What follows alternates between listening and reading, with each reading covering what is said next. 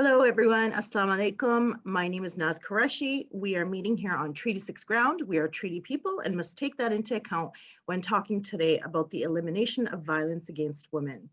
As Canadians and those living in Canada, we remind ourselves as well of the calls of justice in the cases of missing and murdered Indigenous women and girls. With me here today, I have Masood Azhar, who is a Kurdish community activist, as well as a program manager dealing with addiction and recovery medicine in Richmond, BC. Assalamu alaikum and welcome, Masood.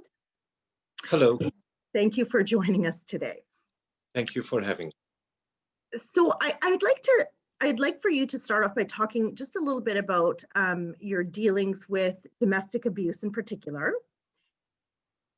and then perhaps gear into what aspects of religion or spiritual tradition or Islam that you find particularly harmful to women.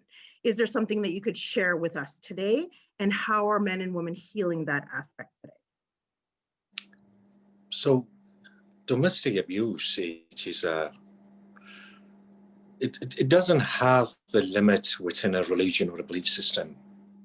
People can be atheist and be the abuser or get subjected to abuse. People can be religious and so on.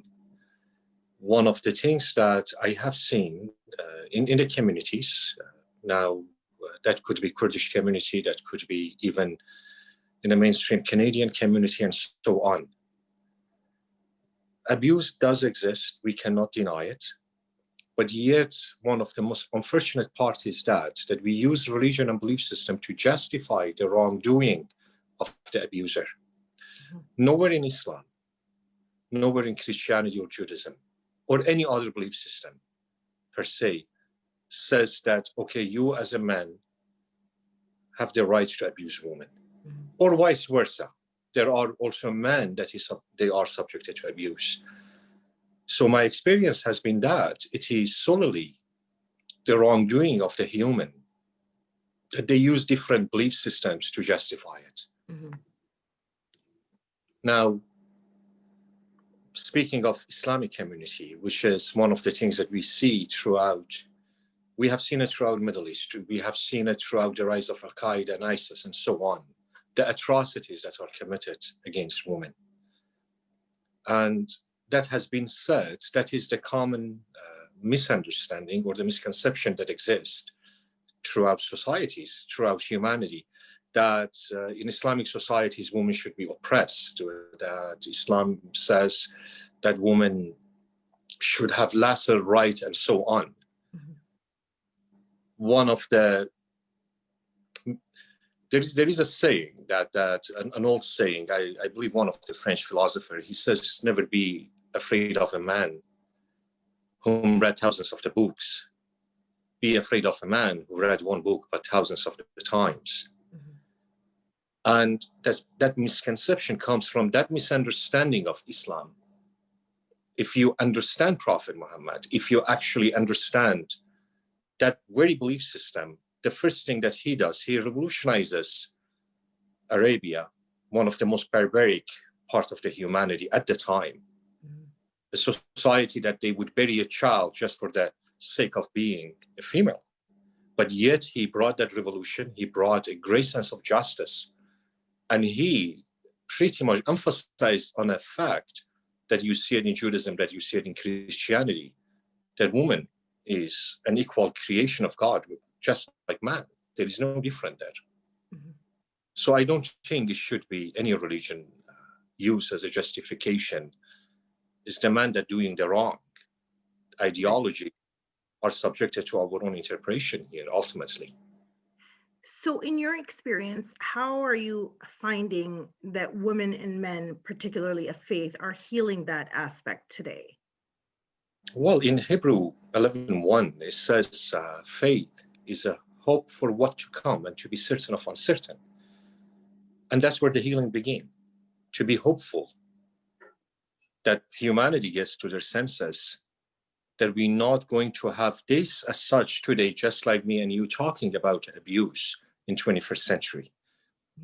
Our conversation today is not the creation of a delusion of our mind. is a necessity for someone like you and me to have that discussion, because there are violence happening against women.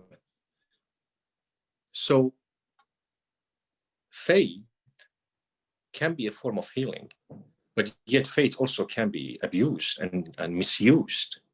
Mm-hmm. As we see how many people, they use that faith in order to justify their action.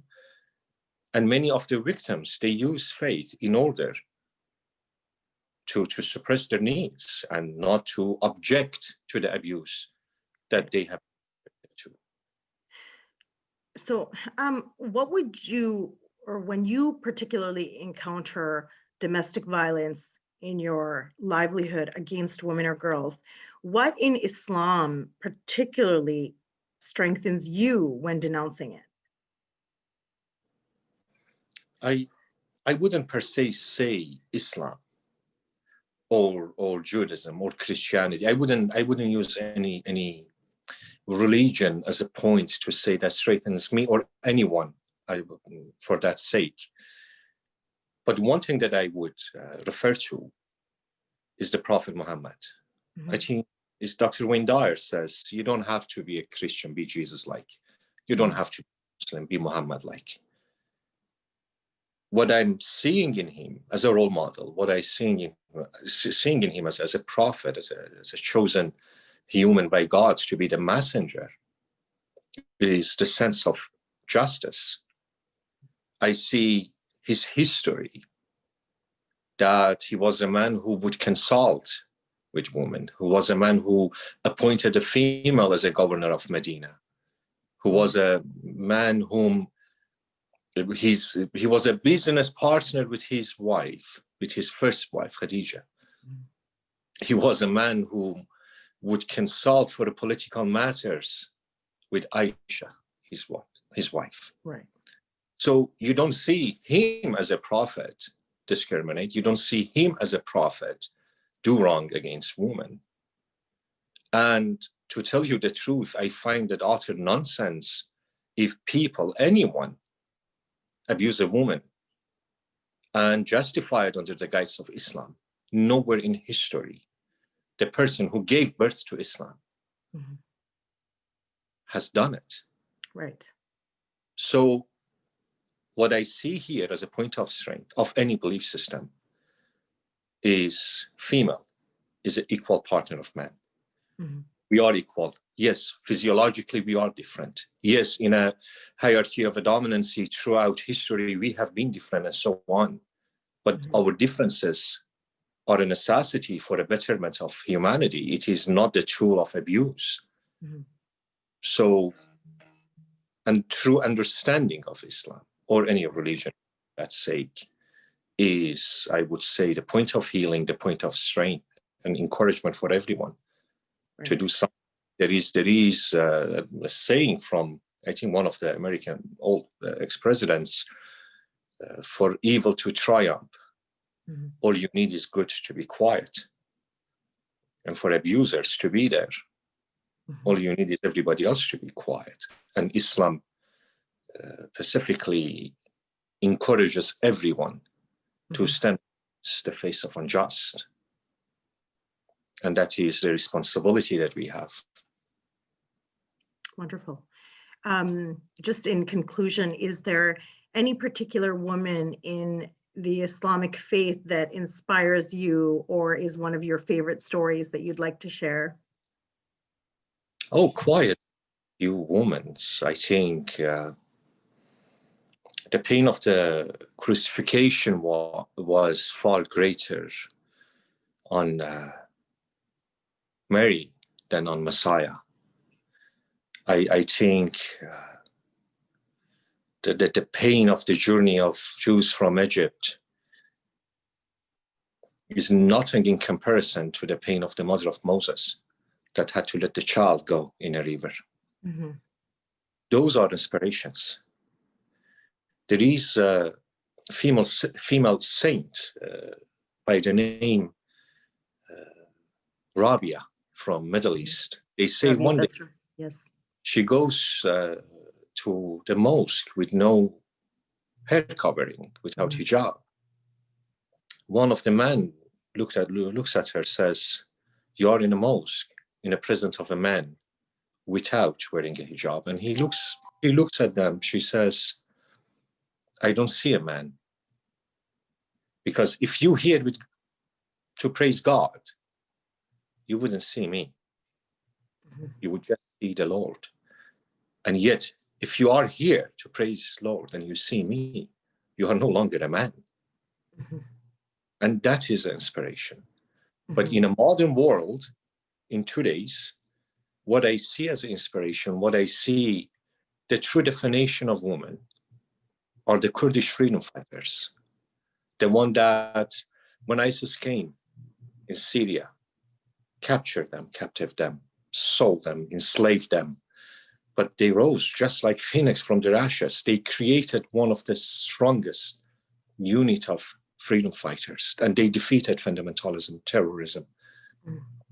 And those are the females.